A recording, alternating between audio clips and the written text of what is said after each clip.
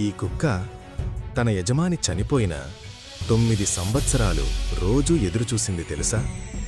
Japan దేశం Tokyo నగరం ఒక ప్రొఫెసర్ హిడెసబురో ఉయ్యనో మరియు అతని కుక్క హాచికో.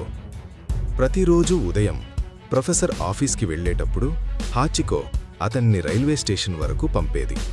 సాయంత్రం సరిగ్గా అదే సమయానికి స్టేషన్లో ఎదురుచూసేది. ఇది రోజూ జరిగే అలవాటు. ఒకరోజు ప్రొఫెసర్ ఆఫీసులోనే హఠాత్తుగా మరణించాడు.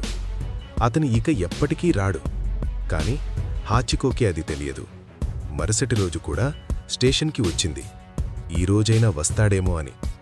అలా ఒకరోజు కాదు, ఒక నెల కాదు, ఒక సంవత్సరం కాదు, పూర్తి 9 సంవత్సరాలు రోజూ అదే స్టేషన్లో, అదే చోట, అదే సమయానికి, చలిలో, వానలో, ఎండలో. ప్రజలు గమనించారు, కథ తెలిసింది. చివరికి ఆ స్టేషన్ ముందు హాచికో విగ్రహం పెట్టారు. జపాన్లో నమ్మకానికి ప్రతీకగా మారాడు. యజమాని లేని ప్రపంచంలో కూడా హాచికో ప్రేమ మాత్రం చనిపోలేదు. నీతి: నిజమైన విశ్వాసమంటే ఫలితం ఆశించకుండా ఎదురుచూడడం.